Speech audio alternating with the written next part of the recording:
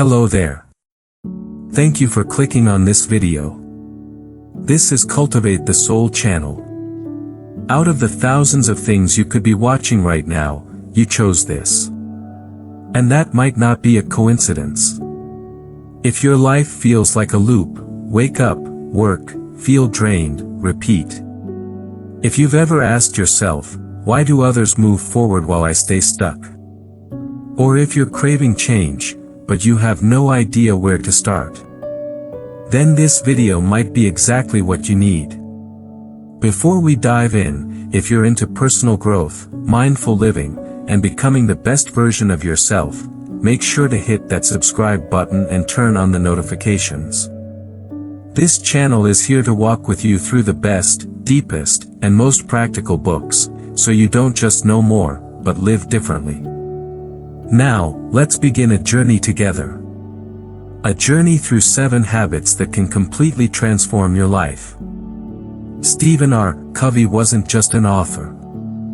He was a thought leader, a teacher, and a global symbol of personal effectiveness. With a doctorate degree and decades of teaching experience, Covey brought wisdom that's both timeless and practical. His book, The 7 Habits of Highly Effective People, first published in 1989, has sold over 40 million copies, been translated into over 40 languages, and remains one of the most influential self-development books of the 20th century. Covey doesn't ask you to be a genius. He simply invites you to live by principles, starting from the smallest actions. And those are the 7 habits he spent a lifetime studying, practicing, and passing on to the world. Have you ever wondered? Why do some people instantly shift the energy of a room when they walk in? Why are some people deeply respected and constantly growing, even though they didn't come from perfect backgrounds or have flashy talents? The answer isn't intelligence. It isn't luck. And it certainly isn't some get-rich-quick formula you see online. The truth lies in the small, consistent things, called habits. Covey called them the 7 habits of highly effective people. But I prefer a more grounded name. 7 habits of people who live awake, with intention, and aren't swept away by life. And in this video, I'm not just going to summarize the book like a textbook. I'm going to break down each habit in simple, real-world language. Share personal stories, including some painful mistakes I've made. And most importantly, help you know exactly where to start if you want to live a more effective, empowered, and meaningful life. You'll realize, you're not as stuck as you thought. And that the smallest changes, done the right way, can flip your entire life around. Now, let's begin with habit 1, be proactive, the foundation of all lasting change. Tuet voi. Dui de la ton bo fan, doi quen so one, ko tin and chu dong, duok viet theo jong doc trien cam, lien mak, sao sak, ket hop jua kutrien, fan tich, cam suk de ju chan nuoi zem. Fong catch nai rat fu hop de ban Thursday m cho video. Habit 1, be proactive, the power to choose your life. Let's begin with the foundation of everything, habit number 1, be proactive. Now, that might sound simple. Obvious, even. But if you're really honest with yourself, how often do you truly act out of choice, rather than reaction? Most people live in what Covey calls a reactive mode. Their mood depends on the weather. Their peace depends on how someone else speaks to them. Their self-worth depends on whether they were praised today, or ignored. Let me tell you this. I used to live that way too. If someone cut me off in traffic, I'd stay angry for hours. If a friend didn't text me back, I'd spiral into thoughts like, they don't care, I must have done something wrong, or worse, maybe I'm not worth much at all. That's not just being emotional. That's being powerless. Covey flips this on its head. He says, between stimulus and response, there is a space. And in that space lies our greatest human power. The freedom to choose. Let me say that again, because it changed my life. Between what happens to you, and how you respond, there is always a space. You can pause. Breathe. Reflect. Decide. And what you decide, determines your growth. To be proactive is not just to take initiative or to get things done early. It means you stop saying, "I can't do anything about it. That's just the way I am. They make me so mad." Because none of those are facts. They're beliefs. And beliefs can be challenged. Covey introduces a powerful mindset shift. Instead of focusing on what you can't control, your past, other people, the weather, you shift your attention to what you can control. Your thoughts. Your words. Your actions. Your energy. He calls this your circle of influence. The more you focus your energy on things you can actually influence, the wider your power grows. But the more you complain, blame, or wait for things to change outside of you, the smaller your influence becomes, until one day, you feel like life just happens to you. Let me give you an example from my own life. There was a time when I was stuck in a job I didn't love. Every day, I woke up dreading it. I blamed the toxic work culture, my boss, the hours, the pay, everything. I spent months justifying why I was miserable. Then one day, I read this one line from Covey. Proactive people carry their own weather with them. And it hit me. I had given all my emotional power to things outside myself. So I made a small change. I stopped venting during lunch breaks. I started learning one new skill during my commute. I greeted my coworkers with a smile, even when they didn't smile back. No, it didn't fix everything overnight. But something inside me shifted. I began to see that I wasn't stuck, I was choosing to stay stuck. Being proactive doesn't mean being perfect.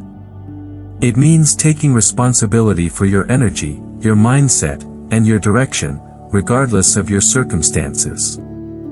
It's about asking, what's the next small thing I can do, right now, with what I have? It's about no longer being a prisoner of your past, your mood, or someone else's approval. You may not control what happens to you.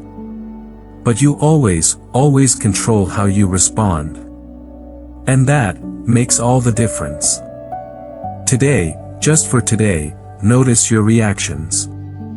Catch yourself before you say, "I can't," or "I have to," or "they made me." Pause. And choose a different response. Choose to act from your values, not your feelings. Choose to lead yourself, not follow your habits. Because the first and most powerful habit of all is the choice to live as the author, not the victim, of your life. Habit 2, begin with the end in mind, living with intention, not just existing. Close your eyes for a moment. Imagine you're at a funeral. The room is quiet, bathed in soft light. One by one, your family, friends, and coworkers step forward to speak. And what they're doing is sharing memories, feelings, moments about you. What would they say? What would they remember you for? What kind of person do they believe you were? Warm, wise, courageous, compassionate? Or just someone always busy, always tired, always trying to get through life?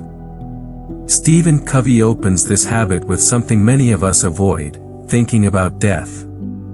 Not to scare you, but to help you see your life clearly. Are you truly living by what you value most? Or are you chasing things, status, money, busyness, only to one day realize, you've climbed the wrong mountain. Begin with the end in mind isn't about writing to-do lists. It's about asking. Ultimately, what kind of person do I want to become? And what truly matters in my life? Covey makes it clear. If you don't write the mission statement of your life, someone else will write it for you. Society will. Your boss will. Your parents' expectations will. You'll get swept away in other people's definitions of success, and never ask if they were ever yours. Without a clear destination, we get lost in noise. We finish our weekly tasks, we tick off boxes, we rush through emails. But we never ask, why am I doing all of this? I used to be that person, busy.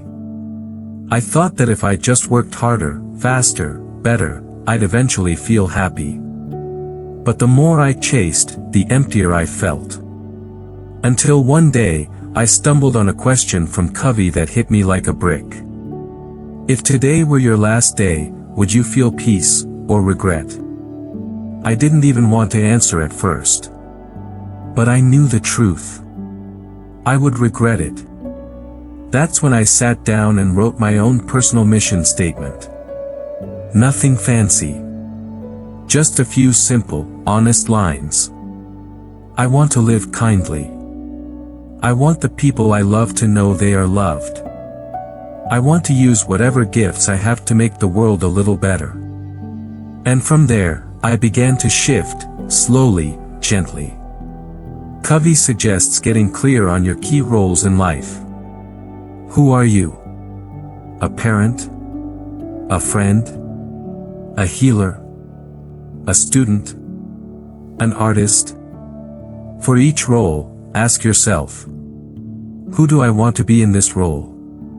Then, every day, make small choices that align with that identity, not just what's urgent or loud. Begin with the end in mind is not about being rigid or having your life figured out. It's an invitation to live with clarity. To let today's actions serve something deeper than just survival. So here's a challenge for you today. Take 10 quiet minutes. Turn off your phone. Ask yourself, if people could remember me in just 3 sentences, what would I want them to say? Then start living in a way that makes those words true. Because if you don't begin with the end in mind, you might spend your whole life climbing a ladder, only to realize it was leaning against the wrong wall. Habit 3, put first things first, when you learn to schedule your soul. We live in a world filled with noise. Notifications pouring in. Deadlines chasing us. People asking, where are you going? But rarely, how is your heart today? We rush past each other, we tick off tasks, we get things done. And then one day, in the quiet of the night, you suddenly realize, I didn't really live today. Stephen Covey calls habit 3, put first things first. Not the most urgent thing. Not what's screaming for your attention. But what truly matters to you, the things that nourish your soul, even if no one is asking for them. So, what is important to you? A warm dinner with your family? Your mental well-being? A letter to an old friend you've been missing? Or simply a peaceful morning where you can breathe and remember who you are? Covey reminds us. Habit 3 is the practice of habit 2. If you haven't clearly identified what matters, then you'll always be pulled by urgency. And urgency, most of the time, is just someone else's emergency. Covey breaks time into 4 quadrants. 1. Important and urgent, like emergencies, deadlines, crises. 2. Important but not urgent, like resting, relationships, learning, self-care. 3. Not important but urgent, like texts, meetings, people needing quick answers. 4. Not important and not urgent, like endless scrolling, binge watching into the night. Most of us live in quadrants 1 and 3. We're always putting out fires. Always replying. Always reacting. We feel productive, but we're just surviving. We get busier and emptier. And the most meaningful things, the ones that truly fulfill us, keep getting pushed aside. I've been there myself. I used to start my day with emails. I put off writing the book I deeply wanted to write, because I wasn't free yet. I told my mother, "I'll call you back," and then let weeks pass in silence. I was living to react. Existing to meet expectations. So busy, I forgot who I was. Then I learned how to schedule my soul. I stopped starting my mornings with noise. I started them with stillness. A cup of tea. A page in my journal. A question to myself. What truly matters to me today? I began to say no. No to meetings that drained me. No to tasks I only accepted out of guilt. I started protecting my energy, for what fuels me, not just what demands me. Covey taught one simple but profound truth. If you don't say no to the unimportant, you'll never have time for the important. You don't need to do everything. You just need to do the right thing, at the right time, for the right reason. The biggest lesson from habit 3 isn't time management. It's self-management. It's about not letting your schedule run your life, but letting your heart lead the way. It's about recognizing that what matters most rarely screams. It whispers. And you must learn to listen, before the noise of the world drowns it out. If you're still listening right now, take just 5 minutes. Turn off your phone. Close your eyes. Ask yourself, if I could only do one thing today that nourishes my soul, what would it be? Then go do it. Even if only for 20 minutes. Even if it's messy. Because that is the first step toward truly living, not just existing. Here is the English version of Habit 4, Think Win-Win, rewritten in a deeply emotional, narrative, and voiceover-ready style for your video. Habit 4, Think Win-Win, when success is no longer about who wins or loses. Do you remember the last time you chose to yield, not because you were weak, but because you wanted peace? Not because you lost, but because you chose love. In a world obsessed with asking, who's better? Stephen Covey gently offers a different question. Why can't we both win? Think Win-Win isn't about compromise. It's not about sacrificing yourself so someone else can be happy. It's about choosing to live with the deep belief that there's enough space for all of us to thrive. It comes from a mindset that says, life isn't a fixed pie where your gain is my loss. Life is a garden, and if I water mine well, yours can bloom too. Win-win is choosing gratitude over envy. It's realizing that someone else's success doesn't diminish yours. It's smiling when your coworker shines. It's choosing to collaborate instead of compete.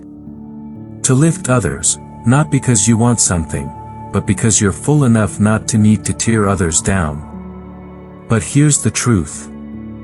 Think Win-Win doesn't come from the outside. It grows from within. People with low self-worth often view life as a battlefield. They feel they must win in order to matter. But those with peace inside, they see the world as a place where we can all rise together. They don't need to be better than anyone. They just need to be better than who they were yesterday. Covey teaches that in every interaction, you are choosing between 5 paths. 1. Win-win, I win, and so do you. 2. Win-lose, I win, only if you lose. 3. Lose-win, I lose, so you can win. 4. Lose-lose, if I can't have it, neither can you. 5. Win, I don't care what happens to you, I just want to win. Only one of these leads to lasting success and deep trust. Win-win. I've lived the win-lose mindset before. I used to compare myself to others endlessly. I felt anxious when someone succeeded before me. I thought, if they got picked, I must have been left behind. But the truth? When I learned to celebrate others, I found more joy in myself. When I stopped measuring, my heart felt lighter. And when I began to collaborate, not compete, I gained more than results. I gained real connection. Win-win thinking is the root of every healthy relationship. A loving relationship isn't about who has control. It's about growing together. A powerful team isn't made of stars. It's made of people who make each other shine. A happy family isn't built on being right. It's built on being willing to listen. Thinking win-win requires both courage and compassion. Courage, to express your needs honestly. Compassion, to understand the needs of others. And confidence, to believe that both you and I deserve respect. Both of us can win, without anyone having to lose. If you're still here, I want to ask you, when was the last time you tried to win so badly? You damaged a connection that truly mattered. When was the last time you gave in to keep the peace, but your heart stayed quietly wounded? Have you ever felt that if you're not better than others, you don't belong? Now try asking this instead. What would this relationship look like if we both won? What if I could honor myself, and still deeply respect you? You don't have to choose between self-love and kindness to others. You can absolutely live both. And that, Covey reminds us, is the foundation of real, lasting success. Habit 5, seek first to understand, then to be understood, when the heart learns to stay silent. Have you ever spoken, but felt like the other person wasn't really listening? They looked at you, nodded politely, but their eyes were somewhere far away. And deep down, you knew, they were just waiting for their turn to speak. Stephen Covey calls this kind of listening what it truly is. Listening to reply, not listening to understand. In this rushed world, we've become so good at talking, but so poor at truly listening. We respond with advice. We react with judgment. We think that to help someone, we need to say the right thing. But sometimes, what people need most, is just a heart willing to be still. Covey wrote, "Most people do not listen with the intent to understand, they listen with the intent to reply." And that's why so many conversations feel like parallel monologues. Both people speaking, yet neither being heard. I've been there. A close friend once called me, her voice shaking, her world falling apart. She wasn't looking for solutions.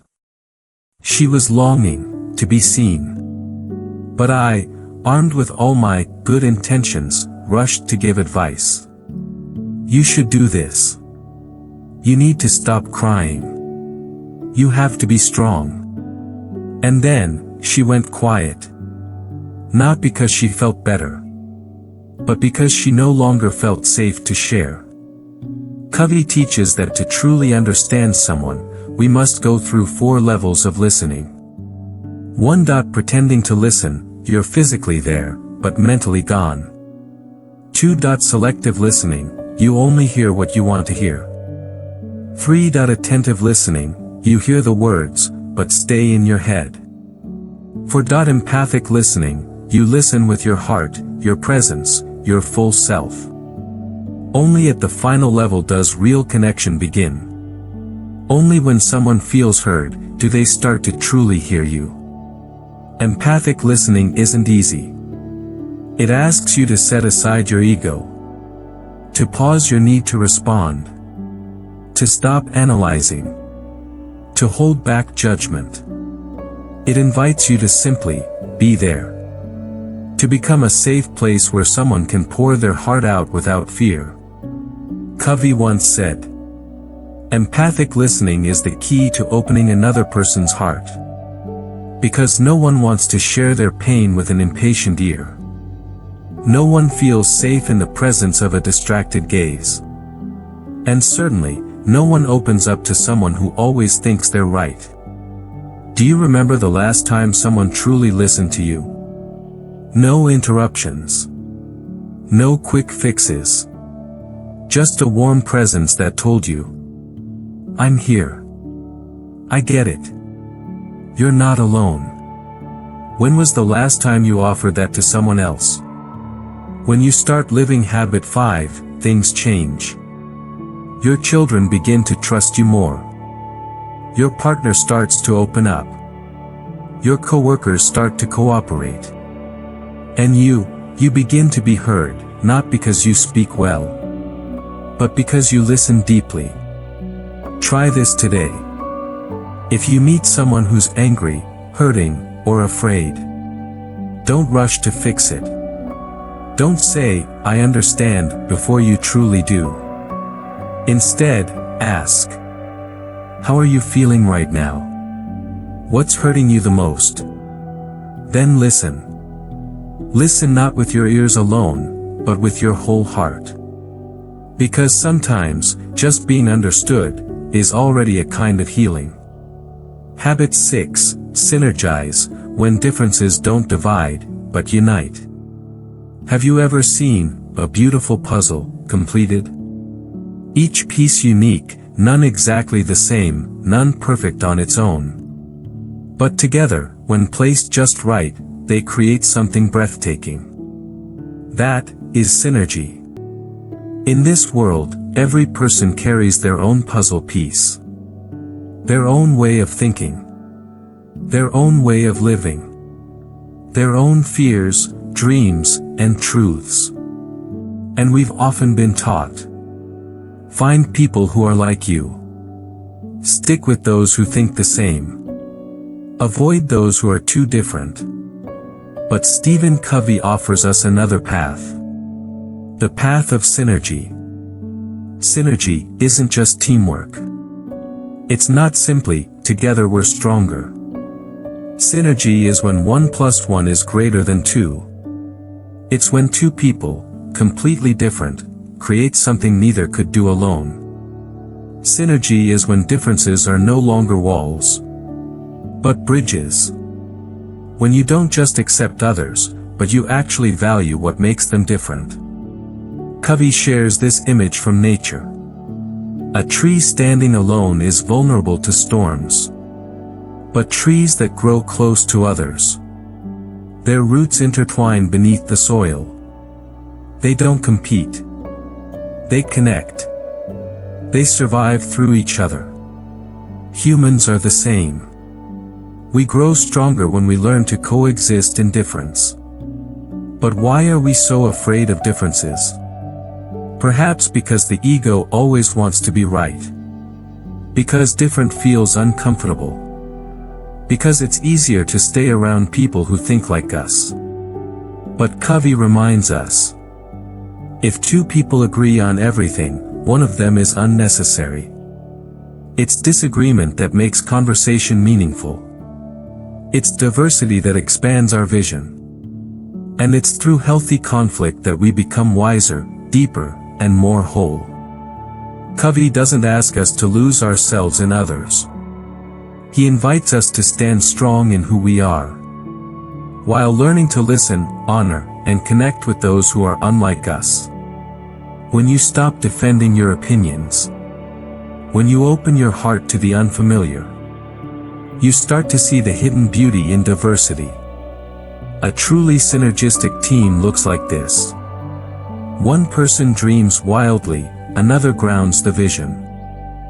One is full of emotion, the other sharp with reason. No one is complete alone, but together, they create the extraordinary. Think back to a time you had to work with someone totally different from you. Maybe it was frustrating, maybe it felt impossible. But if you were patient enough to listen, humble enough to learn, the outcome may have been more powerful than you ever expected. That is the essence of synergy. So what can you do today to bring more synergy into your life? Truly listen, even when you disagree. Be curious, not combative. Ask questions, don't make judgments. Look for others' strengths, not just their flaws. And most importantly, believe this. Differences don't make us weaker, they make us richer. In a world growing more divided, synergy is an act of courage. It requires an open heart, a mature ego that doesn't need to be right, and a deep belief that we are different, but we are not alone. Habit 7. Sharpen the saw, the art of self-renewal. Imagine this. A man is sawing a tree. He's sweating, exhausted. The blade is dull, barely cutting anymore. A stranger walks by and says, "Why don't you stop and sharpen the saw?" The man replies, "I don't have time. I'm too busy cutting." And so, he keeps sawing. Harder. Slower. More frustrated. Getting less done, while losing more of himself. This is us. We push and push. Work harder. Try more. But forget the one thing that matters most. Taking care of the tool that does the work, ourselves. Habit 7 is not about doing more. It's about being better. It's about stepping back to recharge, renew, and realign. Because you can't pour from an empty cup.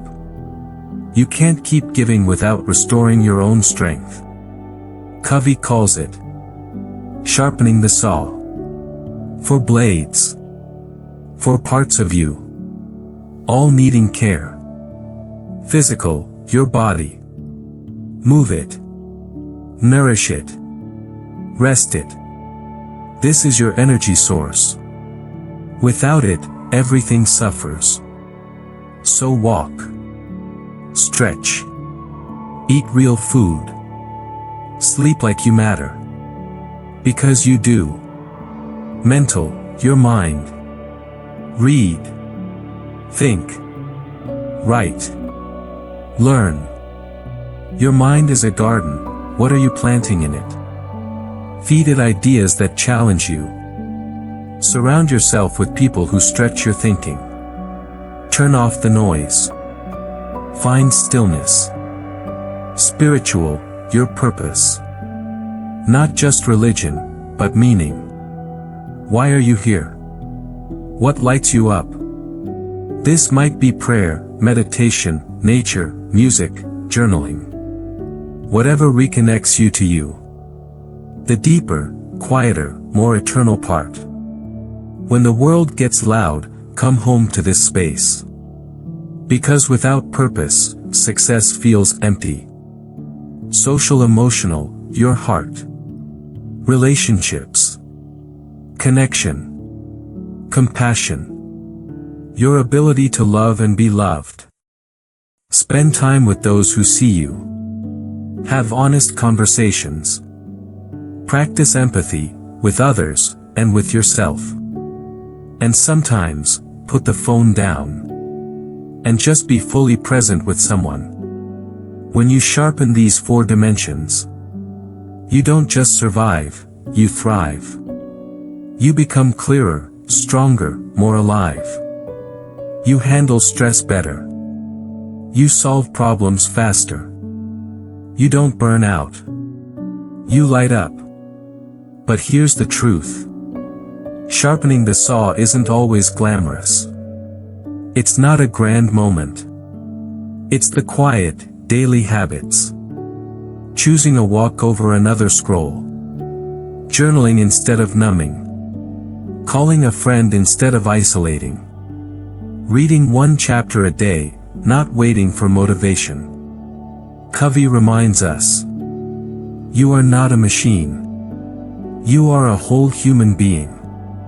And every day, the world will try to wear you down. But habit 7. It's how you fight back. With care. With grace.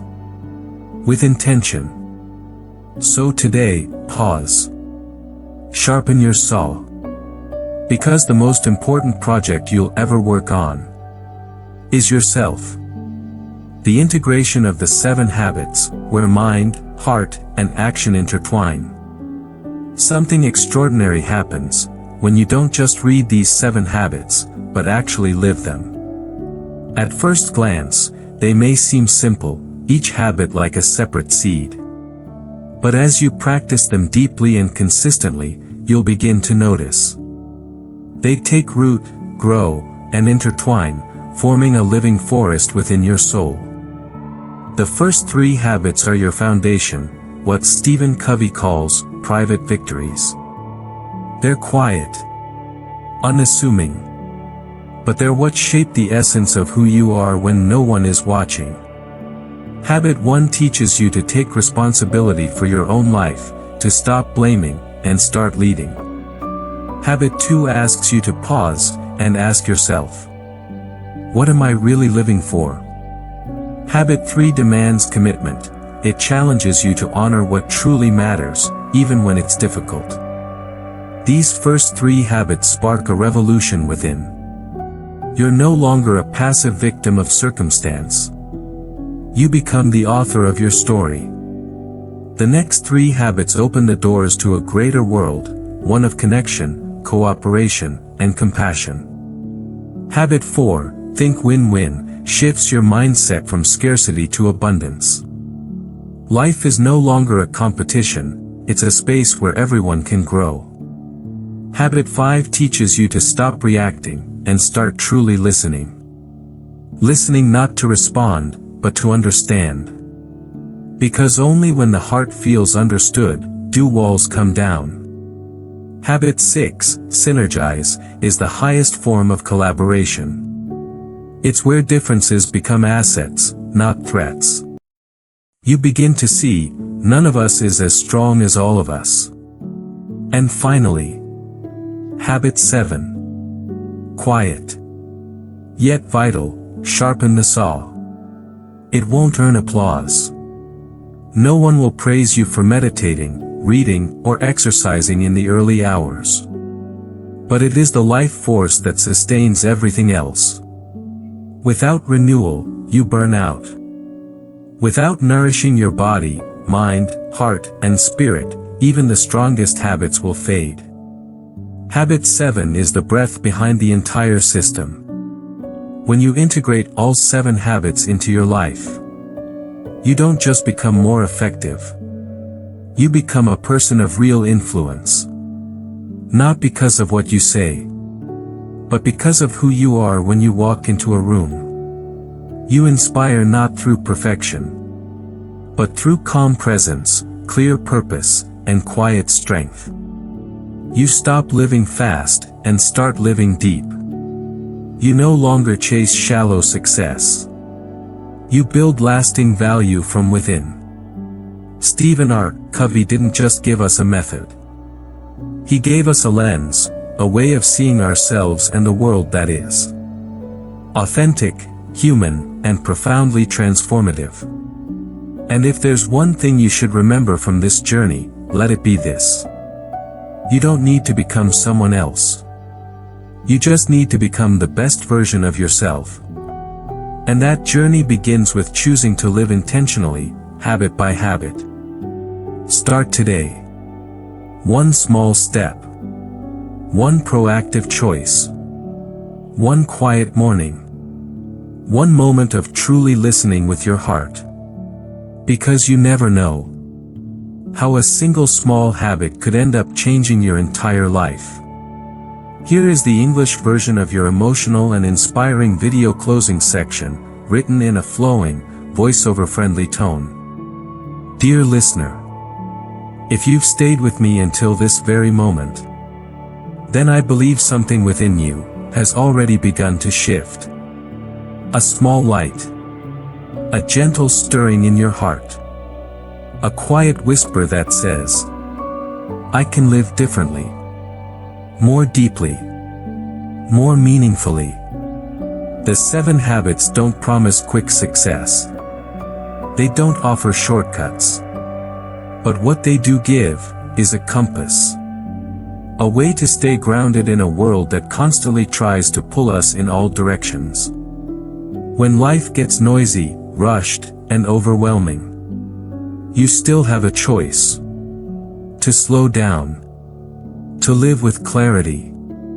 And to act with true intention. You can become a father, a mother, a friend, a leader, whose very presence brings calm and inspiration to others. And the most beautiful part is this. You don't have to change everything at once. Just begin. With one habit. One decision. One today. Let this book be your quiet companion. Come back to it whenever you feel lost, tired, or uncertain. To remember that inside you, there is a powerful, kind, and proactive version of yourself, waiting to rise. Thank you, truly, for listening all the way to the end. Thank you for giving your time to nourish your soul.